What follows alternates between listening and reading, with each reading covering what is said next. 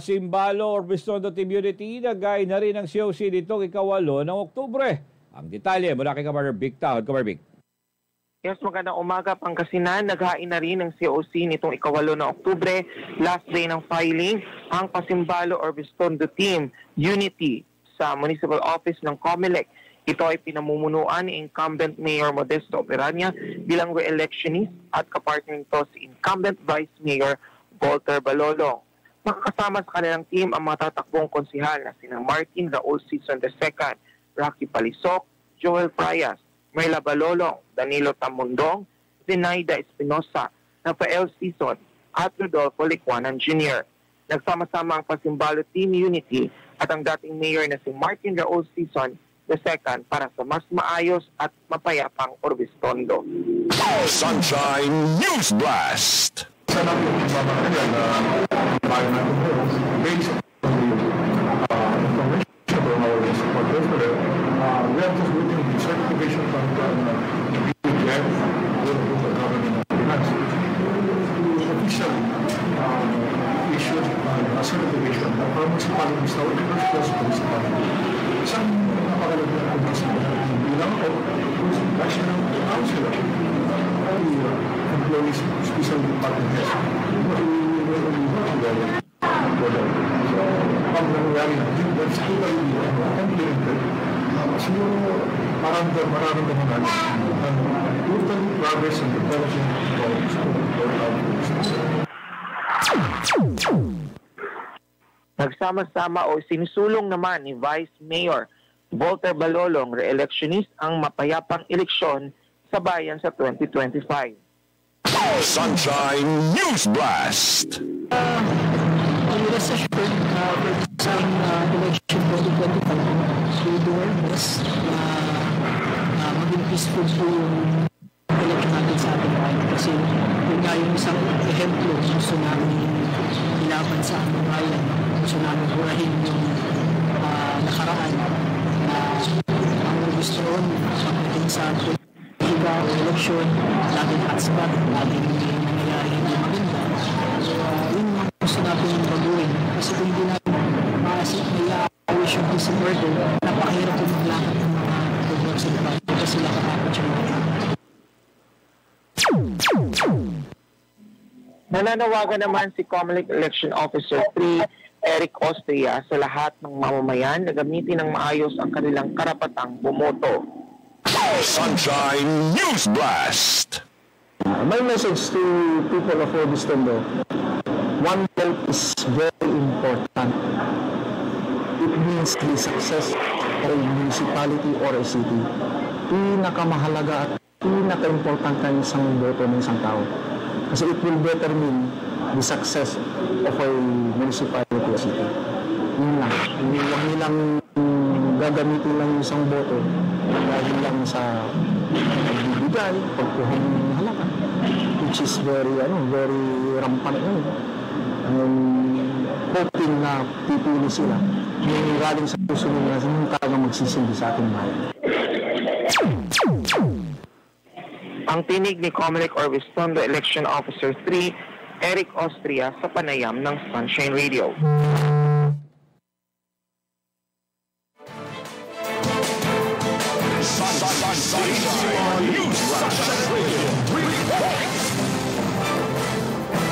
Dagdag pambalita PNP.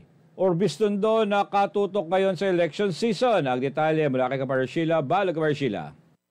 Nakatutok ng election season ang PNP Orbistondo. Ito ang inahayag ni Police Lieutenant Jason Santos, Deputy Chief of Police of Operations, sa exclusive interview ng Sunshine Radio. Sunshine News Blast! Ang paghahanda na ginagawa ng Orbistondo Police Station po is nagkakandak kami ng checkpoint na regular, tapos nagkakaroon din po ng uplansita para naman po sa mga taga-Orbistondo mapayapa po yung lugar na ito. Yes sir, yan po talaga yung non-partisan po talaga ang PNP sir.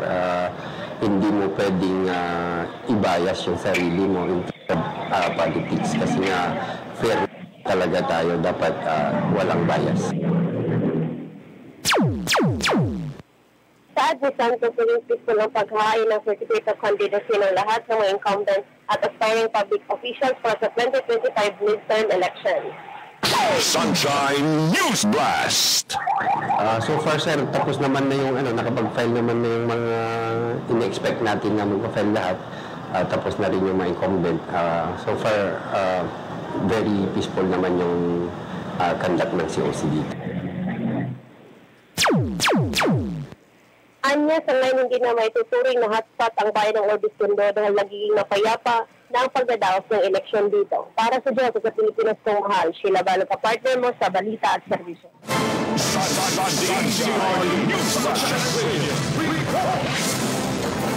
Samantala, social hall ng senior citizens binuksan sa barangay Baritao sa bayan ng Manawag, Pangasinan. Ang detalye ng balitang yan mula naman kay Kapartner Bien Berga. Binya, Kapartner Bien. Yes, good morning kapartner. Bilang selebrasyon ng National Elderly Month ay pinasilayaan ang social hall ng mga senior citizen na Manawag na mas accessible at malapit sa mga matatanda. Nagkaroon din na ribbon cutting at unveiling ng marker ng nasabing pasilidad. Dating hindi napapahinabangan ang social hall, ngunit ngayon ay inayos, nilinisan at pininturahan na ito upang magamit ng mga senior citizens. Ang social hall ng senior citizens ay maaaring pagdausan ng kanilang mga pagpupulong at iba pang mga aktibidad. Patuloy na kinikilala ng lokal na pamahalaan sa ilalim ng pamumuno ni Mayor Jeremy Agarico Rosario ang mahalagang papel na ginagampanan ng mga nakakatanda upang magsilbing gabay ng alkalde sa kanyang panunungkulan. Isa sa mga programa ng alkalde para sa mga senior citizens ang libre pagpapa-opera ng katarata na tuloy-tuloy na napapakinabangan ng marami sa kanila. Para sa Pilipinas Kumahal, si Vian Verdebinya, kapartner mo sa Balita at Serbisyo.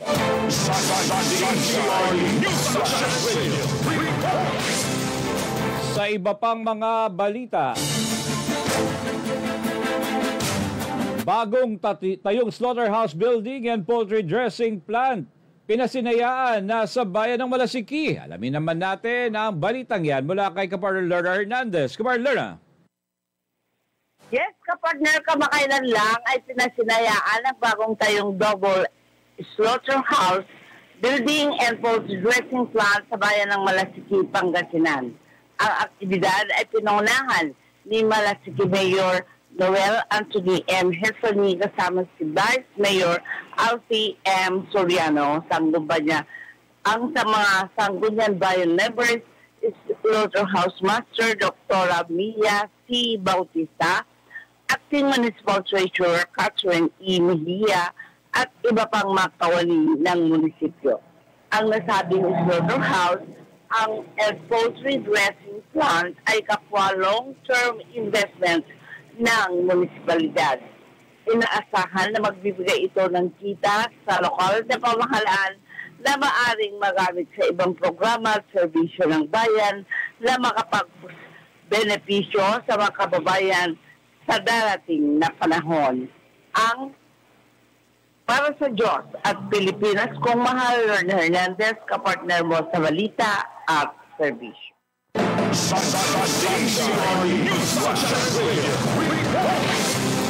Dagdag pambalita, Twin Star Gilbert Estrella ng 6th District ng Pangasinan formal nang naghain ng kandidatura sa pagkakongresista.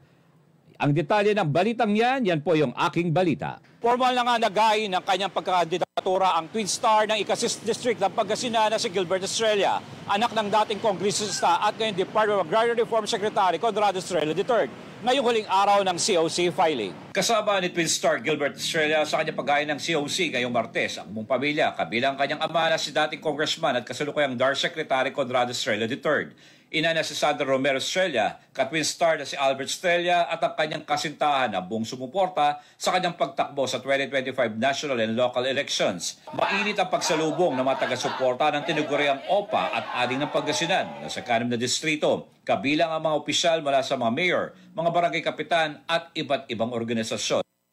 Sa kanyang pagharap sa media, inilatag nito ang pangunahing plataforma para sa 6 na distrito ng Pangasinan tulad ng food security at iba pa.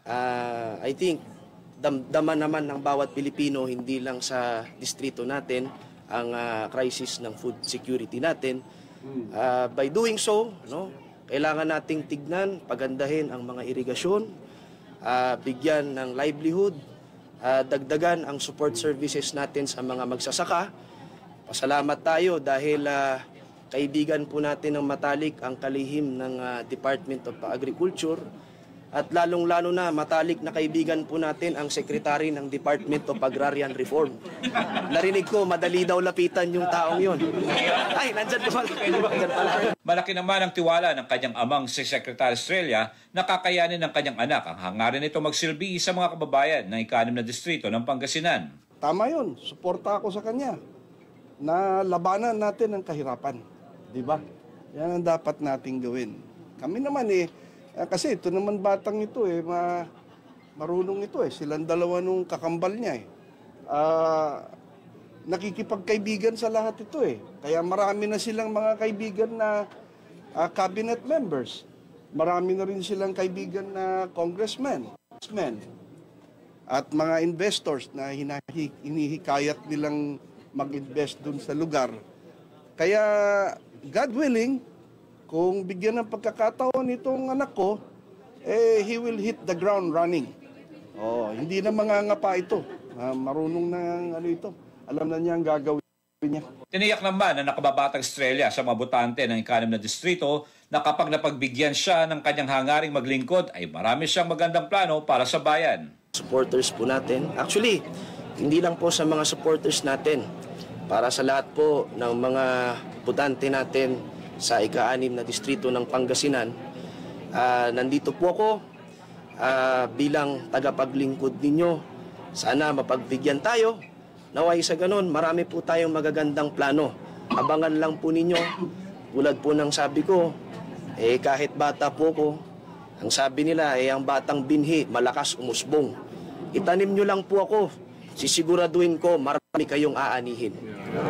Pagkatapos ang COC filing, Star Gilbert Estrella ay sama-sama ang buong pamilya nito na patungo sa Manawag Church para magsimba, tanda ng kanilang pasasalamat. Para sa Diyos at Pilipinas kumahal, J. Miguel Mendoza, SMNI News, North Luzon. Sunshine, report! Ilang team nag-ai na ng kanilang kandidatura sa COMELEC office ng Malasiki, Pangasinan.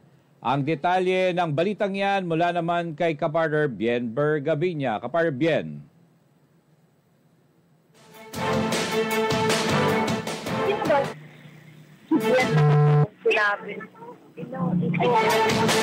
Balikan na lang natin ang ating mga kapartner.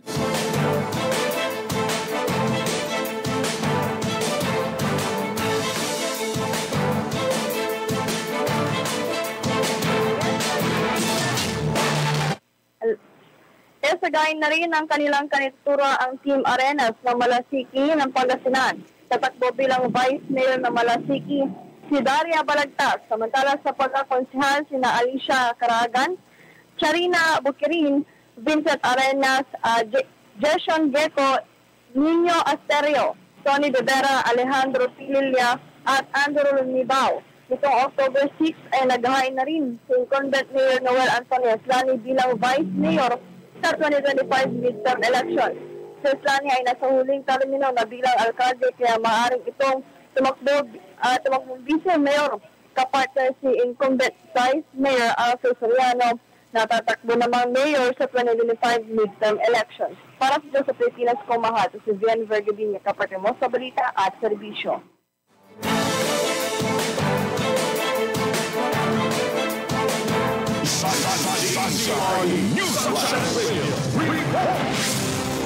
Independent candidate na nag-ai ng COC bilang board member sa 2nd District Pangasinan itong last day of filing. Alamin natin ang balitang yan mula naman sa kayati ka-partner Lerna Hernandez. Tatakbo bilang independent candidate sa pagka-board member ng Sangguniang Panlalawigan ng Pangasinan kapatid ni Bima Mayor Pete Merera na si Manuel Merera para sa 2nd District. Kasabay nito, naghain din ng COC si Jason Vidal bilang independent candidate para kay Alipio Victorio Ramon Fernandez para sa 4th District. Nito ring October 8, naghain din ng COC si Juanito Solidan Jr., staff ni former Vice Governor Ranjit Siahani in behalf ni Siahani para maging board member ng 6th District. Samantala, former three-term Congressman Generoso DC Tulagan Sr. ay naghain na rin ng Certificate of Candidacy o COC bilang 3rd District Representative nitong October 8 sa Commission on Elections Provincial Office sa Dagupan City. Para sa Diyos at Pilipinas, kung mahal Hernandez, kapartner mo sa balita at serbisyo. Samantala, ilang incumbent congressman ng Pangasinan naghain na rin ng COC nitong last day of filing. Ang detalye ng balitang yan sa pagbabalik ni Kabarbic. Kabarbic. Yes, good morning. Naghain na rin ng Certificate of Candidacy nitong last day of filing ang ilang mga incumbent congressman ng Pangasinan. Isa na rito si incumbent 2nd District Congressman Mark Huangco, kung saan makakatunggali nito si former congressman and incumbent Lingayen Mayor Leopoldo Batawil. Ang kanyang COC ay nihain niya sa Commission on Elections Pangasinan Office of the Provincial Election Supervisor sa People's Astrodome, Dagupan City. Ito ay tatakbo sa ilalim ng Nationalist People's Coalition kung saan ang advokasya nito ang renewable energy, agriculture, education at developing portable water systems. Samantala, nito ring October 8, naghain na rin si Generoso Tulagan Jr., former board member ng 3rd District na kandidatura bilang miyembro ng Sangguniang Panlalawigan. Naghain na rin ng COC si incumbent Congresswoman Maria Rachel Baby Arenas para sa re-election nito sa kanyang last term sa House of Representatives para sa 3rd District ng Pangasinan sa Commission on Elections Pangasinan Office. Para sa Diyos at sa Pilipinas kumahal, Bigtahod kapartner mo sa balita at serbisyo.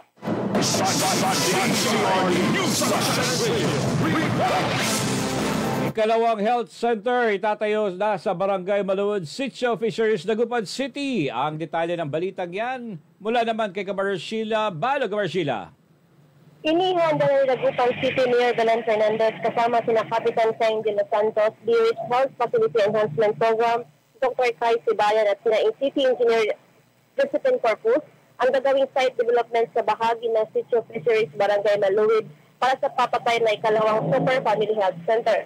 Ang proyektong ito ay mula sa Department of Health o DOH ay kapareho ng Super Family Health Center sa Barangay Bulusan sa kasalukuyan ng napapakinabangan ng mga taga-Eastern Barangay. Target naman na serbisyohan ng ipapatayang Super Health Center sa Maluod ang mga karating barangays ng Pugo Chico, Lasit Chico, Pugo Grande at Bocao.